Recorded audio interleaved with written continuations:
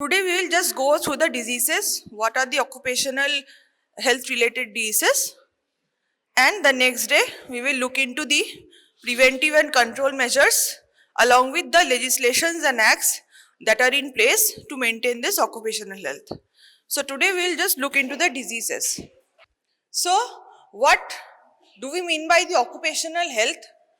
We will look into all kinds of occupation that are there, from the industry sector to the service sector to the agricultural sector.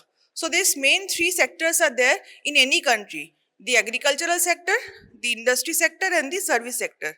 Okay, so this occupational health encompasses everything. So it includes all type of employment: mercantile and commercial enterprises, service trades, forestry, agriculture, industrial work or factories, and working in mines, any kind of mines. So we have to consider the health of the workers in all these sectors of the industry or work that is there in the community. So, why are we studying the occupational health separately? Is the reason that when a person goes into working in these sectors, maybe they are in most of the occasions they are fit and healthy, because after taking the fitness certificate only they go and start working in the industry, right? In any industry. But there, what happens is, due to the factors that are present in their occupation or in their work environment, that is making some effect on their health. Okay, that is making some external effect on their health, and that is changing their mental, physical, and social well being. So, that is why we are studying this separately. So, it is a sum of external conditions and influences which prevail at the place of the work and which have a bearing on the health of the working population. This occupational health chapter have a bearing on the working population of the country. So, what happens is, basically there is the person, okay, and then there is the environment. So, the interaction between the person and the environment in the working space, that is what is we are trying to study and trying to solve. So, man environment interaction are the products of many things, and there are mainly three types of interaction of these factors with the person. What are the three types of interactions? Man with physical, chemical, and biological agents, man with machine, and man with man. So these are three types of interactions that are there in the occupational environment. So with the physical, chemical, and biological agents, what are those? What are those? These are some agents like physical what? That is temperature, heat and cold, humidity, air movement, radiation, light, noise, any environmental factors that are there. Okay. Then working, what are the working space, how much working space they're getting, what are the toilet facilities, what are the washing and the bathing spaces that are there. So these are the physical factors which are present in a working environment. What are the chemical factors? Any toxic dust or gases or fumes that are there in the working space where the person is working. And the biological factors are some, maybe the person is coming in contact with some pathogen, okay, any contamination of the materials they are working with, and fomites. So these are the interaction of the person with the physical, chemical, and biological factors. One interaction that can lead to a disease. Another interaction is man with machine. Why? Because there may be lack of safety of the machines. Okay, machines are not updated properly. Machines do not have the safety standards. So if there is a problem with that, that can affect the health. Working of long hours in unphysiological postures. Okay, if I am sitting all the time or standing all the time for 10 hours and working, okay, and my head is bent downwards and working at the laptop for continuous of 10 hours, it is bound to have an effect on my health, on my posture, right? So that is a problem. So that is also the interaction of the man with machine, means with the working posture or the environment. This field of things, a field of Machine engineering that is there, that how do you engineer certain spaces or workspaces so that it does not affect our health, our posture. That field is called ergonomics. So this ergonomics is a whole new discipline that has been sprung up right now, that is engineering the spaces of the work so that the person is able to work healthy. Okay, they are not having an effect on maybe their mental health, maybe their physical health.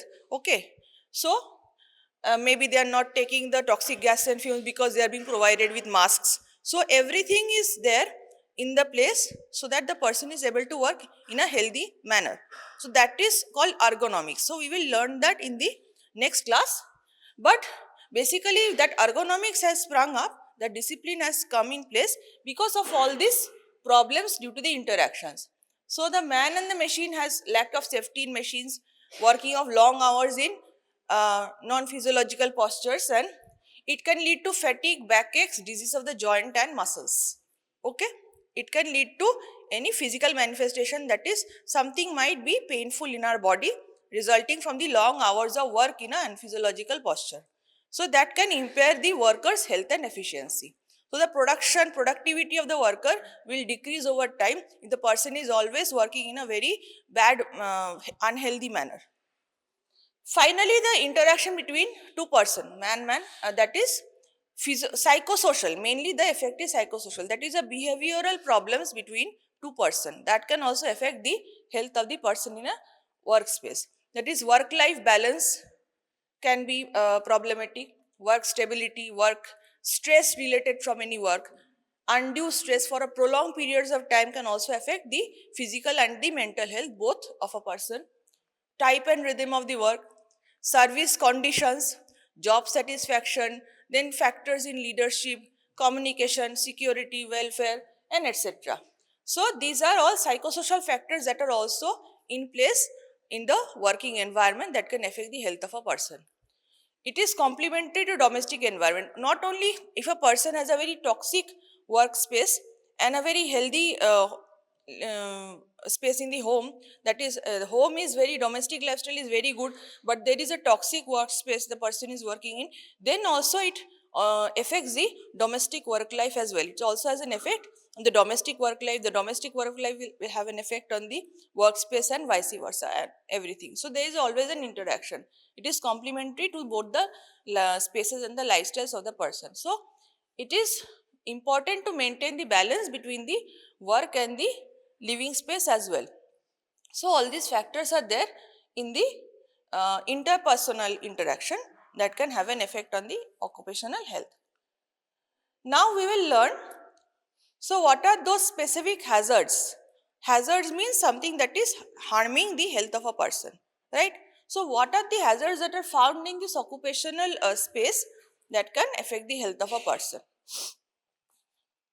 So from these interactions, that is the interaction between any agent or any machine or between the person, from the study of these interactions we can identify what are the things that are affecting the health of the person. So those are called hazards. So number one is physical hazards.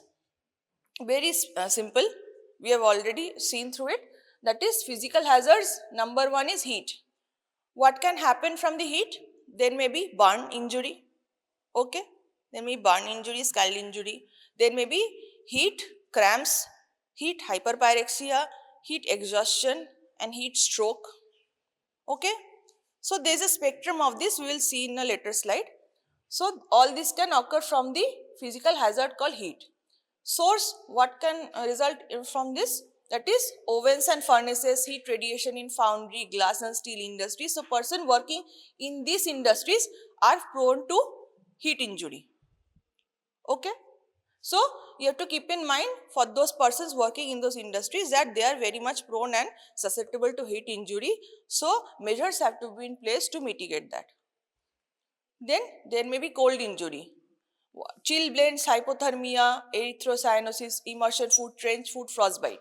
Chilblains means the digits, that is the fingers and the toes, the digits become swelling, there is redness and pain. So that is called chilblain. It is occurring when there is the person is exposed to cold in a very extreme cold, but not resulting in frostbite yet. So that is called chilblain. So chilblains, hypothermia, erythrocyanosis and etc. frostbite, all these can occur from the working in the cold environment, like in sub-zero weather ice factory. In these conditions, or if a person is working with maybe nitrogen dry ice or liquid nitrogen, in those cases there may be cold injury. Okay. Next is light. So if a person is always working in a excessive bright environment, okay, or maybe working in a very environment with a very low illumination, there is very less light, and working continuously in that environment, then the light is also a physical hazard. It can result in eye strain, headache, eye pain, lacrimation, always watering from the eyes, corneal congestion, eye fatigue, blurring of vision. All these can result from the working with a physical hazard. There can be a minor nystagmus, okay, there can be occupational cataract. So these are occurring from the um, continuous exposure to poor illumination or excessive brightness. Okay, it can lead to accidents as well. So intense, if there is an intense direct glare, you are working always in a bright glare, that can also affect the vision of the person. Okay, and other things. Related to light is the ultraviolet radiation. Next hazard is the ultraviolet radiation. It occurs mainly in arc welding industry. In welding industries, that is the flashes of light are there. So that is exposure to ultraviolet radiation. It can cause intense conjunctivitis, keratitis, redness of the eyes and pain. Then there is a noise and vibration. So temporary, it can result in temporary or permanent hearing loss, that is an auditory effect, and there might be nervousness, fatigue, communication interference, that is non-auditory effect. So person may not be able to communicate with the next worker or the higher ups. There may be fatigue and nervousness due to intense noise and vibration if there is that in the workplace. So vibration, what can happen? Vibration in work with pneumatic tools, maybe drills, hammers, then maybe spasm of fingers, injury, etc. So in those cases also, there is the physical hazard. Finally, the physical hazard of radiation, that is ionizing radiation. Okay. So there can be genetic changes, malformation, cancer, leukemia, depilation, ulceration, sterility, and when in severe cases it might result in death as well if the person is exposed to ionizing radiation. Where it is there? Due to exposure to X-rays continuously, okay, radioactive isotopes like cobalt 60, phosphorus 32.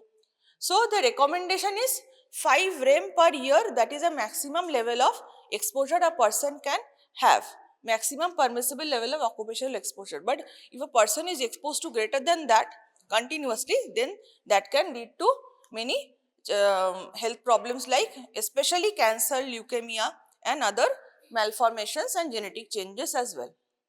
So these are all the physical hazards: the heat, cold, light, ultraviolet radiation, noise, vibration and ionizing radiation. So these are some occupational like hazards that is resulting in health, that is affected. The person is maybe healthy at first, but slowly they are getting affected by these occupational problems that are there in their workplace. So this is a diagram of showing what is the difference between these heat cramps, heat exhaustion, heat rash, heat stress, heat stroke, etc. What happens is it starts with heat cramps. That is due to dehydration, there is intense cramping. Okay, the person is sweating. Until that is heat cramp. But what happens is then there is heat exhaustion, where the person is feeling faint or dizzy. There is excessive sweating. The skin becomes cold and clammy. There is nausea and vomiting. The pulse becomes rapid and weak, and there is muscle cramping. So this is, all these factors are then called the heat exhaustion. Now slowly what happens, the temperature regulation of our body then becomes dysregulated. So then what happens is the temperature regulation happens through what? By sweating. Due to sweating, our body temperature is being regulated, our temperature is being maintained. But after a certain point of time, a body cannot do that. So then the person develops heat stroke. The sweating stops. So what happens is at that time there is throbbing headache, there is no sweating, the body temperature becomes high due to weather outside. The body temperature is becoming high above 103 degrees Fahrenheit. There is red hot dry skin, there is nausea, vomiting, rapid strong pulse, and the person may lose consciousness. So these are all the heat damage that can occur in the spectrum. It starts with heat cramps and then ends with heat stroke. The person then has to be hospitalized and treated. Okay. So this is one example of the physical hazard in occupational space. Next is a chemical hazard. Next is the chemical hazard. Now what are these some examples of chemical hazards? Chemical hazards are many, but how it can affect us? It can affect us through local action, it can affect us through inhalation, it can affect us through ingestion. So even it can touch our skin, that is it is affected. We can inhale the chemical agents, or we can eat or drink the chemical agent, and that can affect our health. So some of the actions of chemicals, what are the local actions of chemicals? It can cause primary irritant action. It is caused usually by the aromatic compounds or the amino compounds like benzene, etc. It can be absorbed through skin and cause systemic effects as well. Okay, and cause occupational dermatitis, eczema, ulcers, and even the skin cancers or other types of cancers. Okay, so this is something that is affected through the local absorption through the skin, and it can result from anywhere from dermatitis, ulcer to even cancer. Then there is inhalation of chemicals. This is the most important part in this chapter, the inhalation of chemicals that can result in the occupational exposure and diseases. Number one, inhalation of chemicals is dust. Now not any, it can be normal dust as well, continuous exposure, it can lead to occupational asthma, okay, or there can be special type of dust particles that are causing specific diseases, okay. So in what are inorganic dust? Inorganic dust are iron, silica, mica, coal, asbestos, etc. Okay, these are all dust particles that are there in specific industries. We will see that later. And there may be organic dust like sugarcane, cotton, jute. Okay, those dust particles can also affect our health. So soluble dust, and there are organic and inorganic dust, and there are also soluble and insoluble dust. Soluble dust is what is going into the system, we are inhaling it, from the lung it is entering our capillaries and then mixing with our blood, that is the soluble dust. They are eliminated through blood by body metabolism. So by normal metabolism, that soluble dust is usually eliminated. The hazard is caused by the insoluble dust that are inhaled and then stay in our lungs for a prolonged period. So pneumoconiosis such as silicosis and anthracosis are most common. It is caused by the insoluble dust in the lung. So insoluble dust is the one that we have to look out for, that can cause the problem in our respiratory tract. So the any disease that is caused by this insoluble dust in a occupational workspace, that is called pneumoconiosis. Okay, that is called pneumoconiosis. It is caused by the dust particles that are inhaled and then settle in our lung and causing respiratory problems or respiratory symptoms. So this is one chemical, that is dust. Next chemical is gas. That is coal gas manufacturing plants and steel industry, that there can be carbon monoxide poisoning. So that is also an occupational hazard. Okay, in the steel industry, coal gas manufacturing plants, there is a high chance of carbon monoxide poisoning. And others are cyanide gas, sulfur dioxide, chlorine, chloroform, ether, trichloroethylene. So all these gases can be harmful if inhaled accidentally in high amounts, in more than the maximum permissible limit. So we have to be careful of this inhalation of gas. And there are some metals and their compounds which can also be inhaled, like there are many small trace metals like lead, antimony, arsenic, beryllium, cadmium, cobalt, manganese, etc.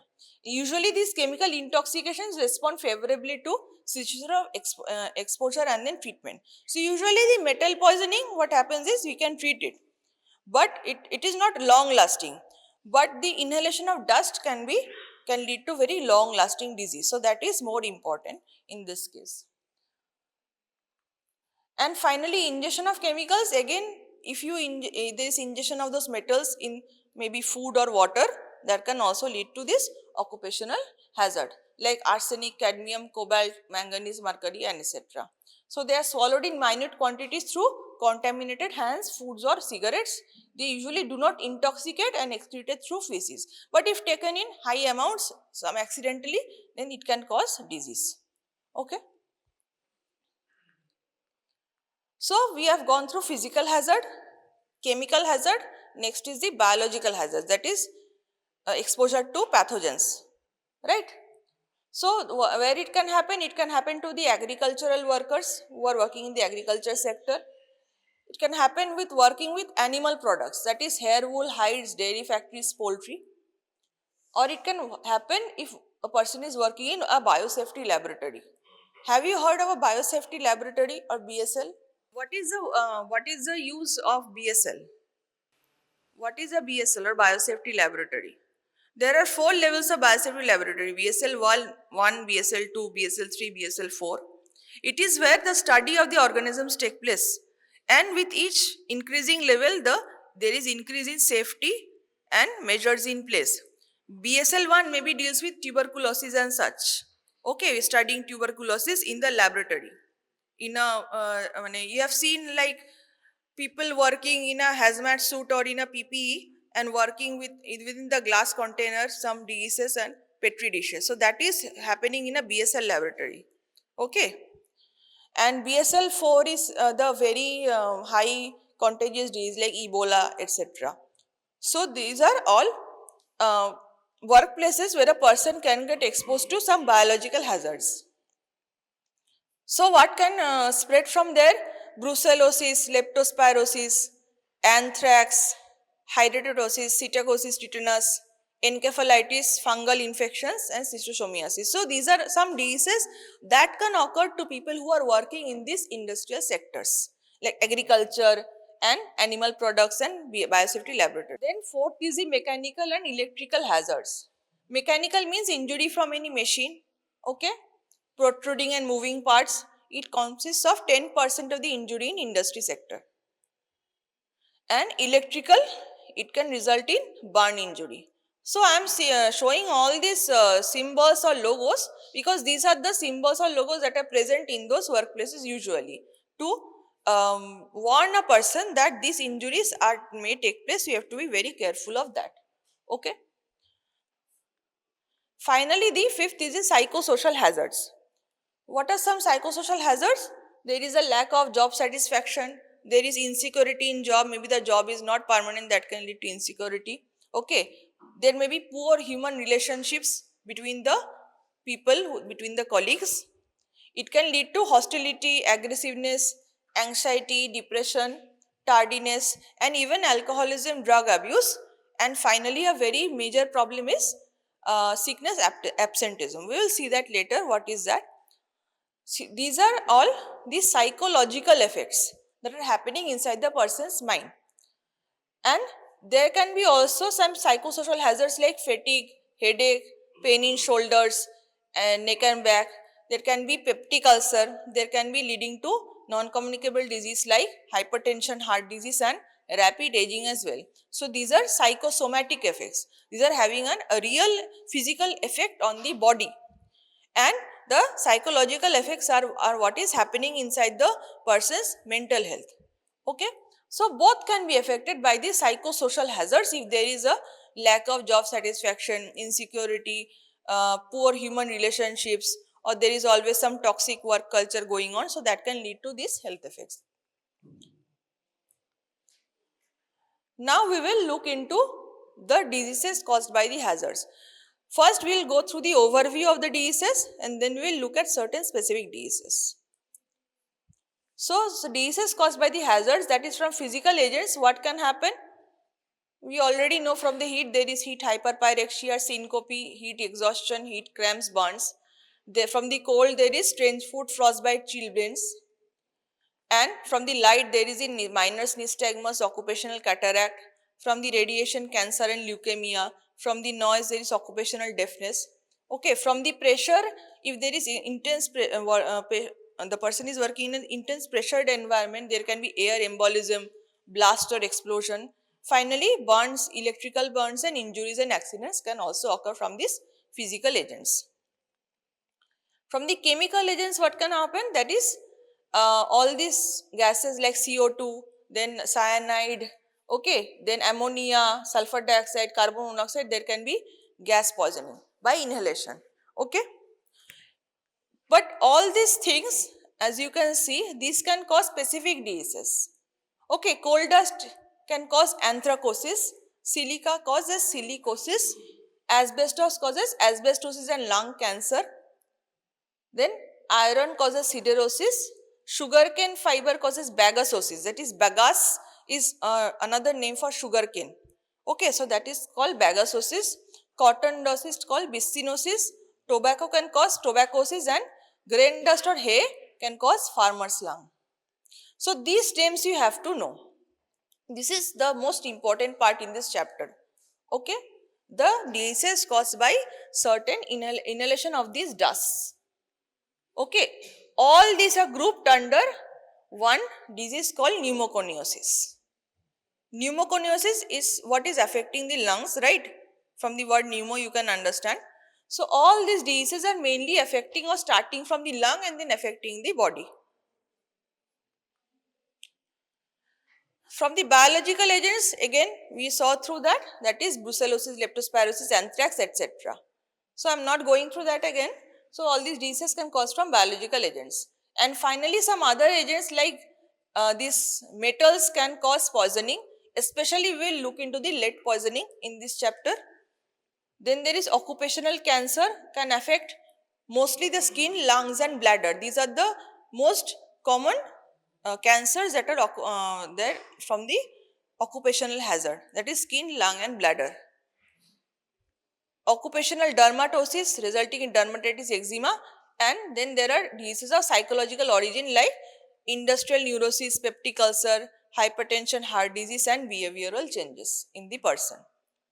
So all these are the diseases caused by the occupational hazard.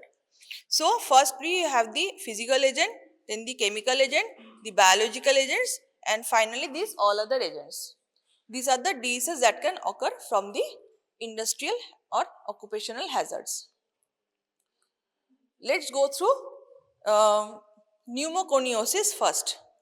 The disease in focus now right now is pneumoconiosis. Pneumoconiosis is basically we know that is the dust that is affecting the lungs in our body and that is usually resulting from our occupational workspaces. So silicosis is caused by the silica dust by inhalation. So it is a leading cause of permanent disability and mortality in the occupational diseases. Within the occupational diseases, silicosis causes the maximum permanent disability and mortality. So it is found in the mining industry, it can be found in metal or pottery, ceramic, sandblasting or rock industry as well, wherever there is silica particles. Okay.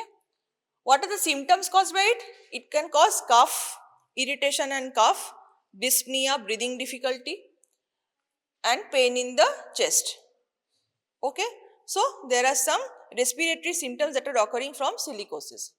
What happens is very small particles of silica, the silica that is 0.5 to 3 microns that can be easily inhaled by our body. It is the interior of the lungs. It causes dense nodular fibrosis in the upper lobe. Usually what happens is the silica particles, it settles in our lungs upper lobe usually. So it can cause nodules 3 to 4 millimeter in diameter. It decreases the lung capacity, okay, the total lung capacity. It causes snowstorm appearance on chest x-ray and also makes the person prone to tuberculosis. So whenever there is tuberculosis, you have to also take the history where the person works. So maybe from silicosis the person has gotten more prone to tuberculosis. Okay. So just remember that the person is having nodular fibrosis in the lungs, mainly in the upper lobe, and there is snowstorm appearance in the chest X-ray. Okay. So this is the silicosis. Next is asbestosis from the asbestos dust. Now what is asbestos? Asbestos is usually silicates of some metals, of some elements. The silicate compounds of some elements like magnesium, iron, calcium, sodium and aluminium. So silicates of these elements are is what is called asbestos. So they are usually 20 to 500 micron in length and 0.5 to 50 micron in diameter. So these are like if you see it macroscopically, they look like strands. The asbestos dust look like a long strand. Okay, so that is then inhaled by the workers. It is usually found where in mines, used in cement industry and in the fireproof textiles, roof tiling, brake lining. Wherever asbestos is used, the person is exposed there to the asbestos dust. Okay. Symptoms appear 5 to 10 years after exposure. So these symptoms are appearing much later. Why? Because once the person is inhaling, because they are a little bit heavier, what happens is it gets settled in the basal part of our lungs. The basal part of the lungs, they settle there, and after many years, even if the person is removed from the exposure, later in life it can cause the symptoms. So this is a more dangerous manifestation of pneumoconiosis, even dangerous than silicosis. Okay. Symptoms appear after 5 to 10 years after exposure. There is mechanical irritation of the lungs. The particles irritate the lungs because they are a little bit bigger. Okay. There is peribronchial diffuse fibrosis located in the basal lobes. So there is fibrosis of the lungs, but mainly in the basal area. It causes pulmonary fibrosis, and this irritation can eventually lead to carcinoma as well. So there can be bronchial carcinoma. There is mesothelioma of pleura and or peritoneum. Okay. What happens is the symptom is that is there is dyspnea, but it is whenever you see in X-ray there is fibrosis in the basal part of the lungs, but the dyspnea is out of proportion with the signs that are seen on the chest X-ray. That is, the dyspnea is much more than what is appearing on the chest X-ray. Okay. So there is ground glass appearance in the lower lung field, and asbestosis can also lead to the carcinoma of the gastrointestinal tract. There is clubbing of fingers, cardiac distress and cyanosis as well. So all these features from the pulmonary fibrosis till cyanosis can result from the asbestos dust, and this is long lasting. Okay. Next, there is the anthracosis of the coal miners, pneumoconiosis affected from the coal dust. It leads, firstly, it causes simple pneumoconiosis, not having much effect, dyspnea, just settling in the lungs. It is not affecting or causing many symptoms at first, but later what happens is there is progressive massive fibrosis causing severe respiratory disability and premature death. So later it can cause severe respiratory problems, like there may be fibrosis, there may be decrease in the lung capacity, there may be exertional dyspnea, and slowly the person is having the respiratory symptoms and it can lead to premature death as well. Then there is byssinosis from the cotton dust. So it can cause the chronic cough, progressive dyspnea ending in chronic bronchitis and emphysema. So cotton dust and others, they can cause emphysema and progressive fibrosis as well. This bronchitis because the bronchus is getting irritated, right? So that is chronic bronchitis, usually seen in the textile industry where the people are working with the cotton particles. Then there is a bagasosis from the sugar cane. It is caused by this thermophile bacilli like Thermoactinomyces saccharine. Okay, this is one organism that is there in the sugarcane dust, and that causes the bagasosis.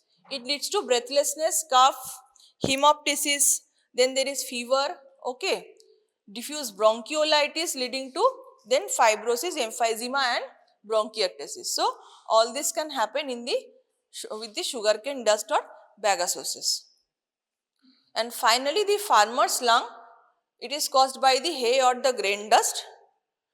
There is moisture in the hay or the grain leading to bacterial and fungal growth, encouraging the growth of thermophilic actinomycetes, namely Micros Polyspora phaini. So this organism mainly, among all the thermophilic actinomycetes organism, they are causing the bacterial and fungal growth in the lung when inhaled, because the moisture can cause that thing. So that is why we say that always keep the animal sheds at least 50 feet away from home. Okay, we are telling keep the animal shed 50 feet away from home and not within the home or within the premises of the home. Okay, because there are hay there, the animals are eating there. Continuous exposure to that can lead to this farmer's lung in the family members as well. One not even working in the fields. Okay, so that is the one of the reason.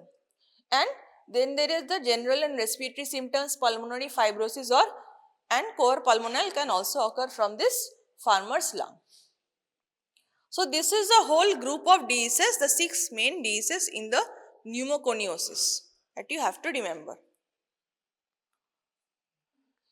Other hazards with the agricultural workers. In the agricultural workers, if there is a question like what happens in the agricultural sector, so the diseases you start from the physical hazards, that is, and others, that is zoonotic diseases such as brucellosis, leptospirosis, anthrax and etc. Accidents from the machinery can happen. Toxic hazards like fertilizers, insecticides or pesticides. Physical hazards like climatic conditions like temperature, humidity and others such as noise and ventilation. And finally, respiratory diseases from this grain of dust of grain, husk, cotton wood, hay and cane. So all these diseases can occur in the agricultural sector. Okay, if there is a question, this is just a like summary of this. Depending on the question of the marks of your question, you elaborate accordingly what diseases can occur. Then the next disease that is there in the focus in your book is lead poisoning. It is also called plumbism, saturnism or painter's colic because it is found in the paints, right? Lead is found in the paints. So it can lead to lead poisoning through inhalation or ingestion or absorption through skin. So all this way, in all these ways the lead can be absorbed in the body. Okay, mainly what are the symptoms? There are many symptoms according from the period of exposure to lead and varied in different person. But the main thing that you have to keep in mind is there is a Bartonian line or there is blue line along the base of the gum. There is a blue line occurring at the base of the gum that is showing lead poisoning. One very characteristic feature in lead poisoning. What are others? There can be anemia. Okay, there is the abdomen, there is pain, nausea, diarrhea or constipation, colicky pain, and in the extremities there might be wrist and foot drop, pain and tingling. Okay, so these are the most common symptoms that can occur in lead poisoning along with a very characteristic feature that is the Bartonian line, and many others are many neurological symptoms. Okay, musculoskeletal symptoms are also there, but those are like generalized symptoms that can occur in any other disease as well. How to diagnose the lead poisoning? If there is corpoporphyrin in urine more than 150 microgram per liter, then the person has been exposed to lead. So you test for corpoporphyrin, you test for ALAU, amino levulinic acid in urine, more than 5 milligram per liter means there is lead absorption. If the lead in blood is more than 70 microgram per 100 ml, then the clinical symptoms start to appear. If there is lead in urine more than 8.8 milligram per liter, there is lead exposure and absorption. And finally, a very characteristic feature again apart from the blue line in the gums is basophilic stippling of the RBC. It means there is basophilia. So that can occur in lead poisoning. Okay, this year the question has come, one question of 10 marks has come on the lead poisoning. They have listed all these symptoms that I have said like anemia, colicky pain, okay, blue line in the gums and basophilic stippling. So what are the diagnoses? What are the occupational hazards? So all these questions have been asked in the lead poisoning. So these are the diagnostic parameters. You have to remember all these 5. Okay, and with the clinical symptoms. Next disease is the occupational cancers, cancers that can occur from this occupational hazard. As I said, there are three main: skin cancer, lung cancer, bladder cancer. These three: skin cancer, lung cancer, and bladder cancer. So, skin cancer can occur due to coal tar, x-rays, oils and dyes. Okay, whoever is working in the oil refining industry, gas workers, tar distillers, and road makers. Okay, they are exposed to those agents and there is skin cancer prevalence among them. Then the lung cancer, again we saw it can occur from inhalation of dust, and there is gas, asbestos, nickel, chromium, arsenic roasting plants, tobacco and mining radioactive substances like uranium that can also lead to lung cancer. Okay, okay, and asbestosis can also cause lung cancer. Then there is a bladder cancer. From the aromatic compounds, usually there is chance of bladder cancer. So aromatic amines like beta-naphthylamines, benzidine, auramine, magenta and other dyes, rubber, gas and electrical cables. So people working with these agents are having the chance of bladder cancer. And finally there is leukemia, that is benzol, Roentgen rays, radioactive substances, etc. So people who are working with these agents are having a high chance of leukemia.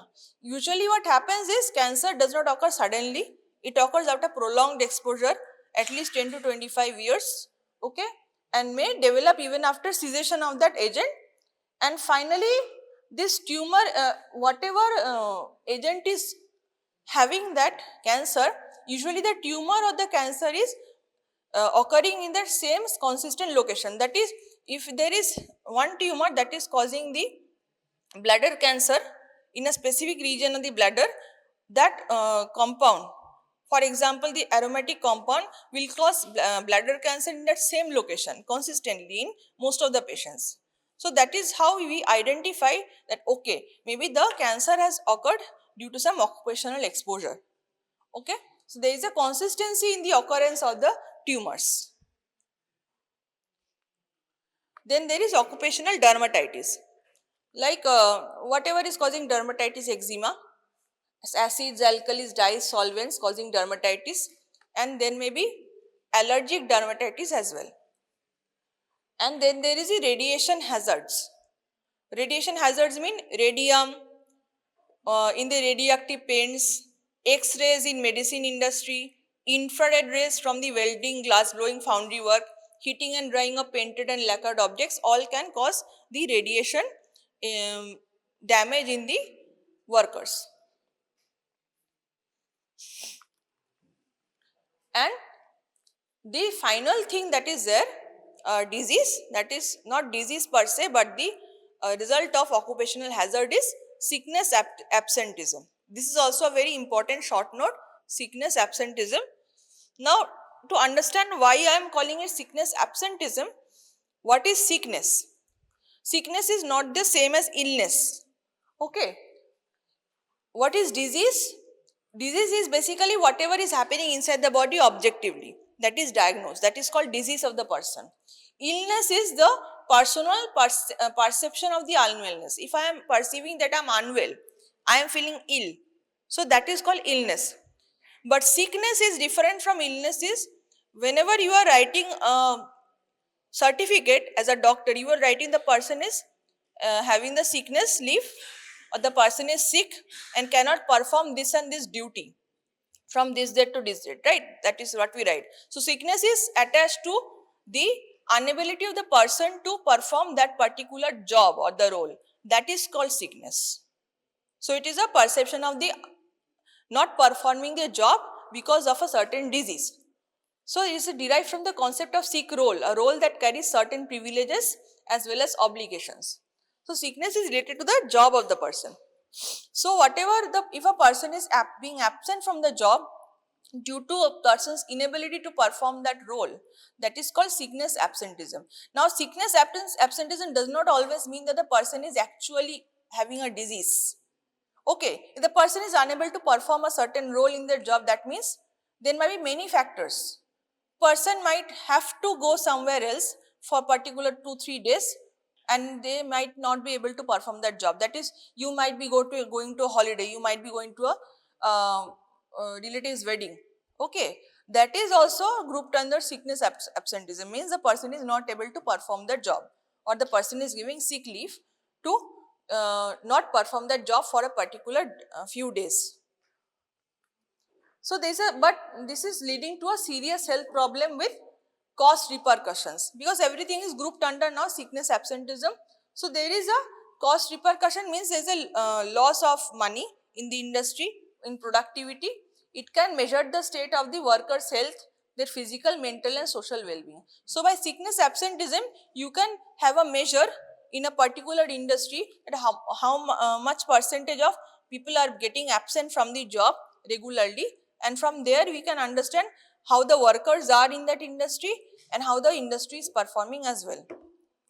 So sickness absenteeism is a measure, is a very good measure to understand what are the workers' health status. And more than 20% in India, there is more than 20% sickness absenteeism. That is 8 to 10 days per person per year, person is applying for sick leave.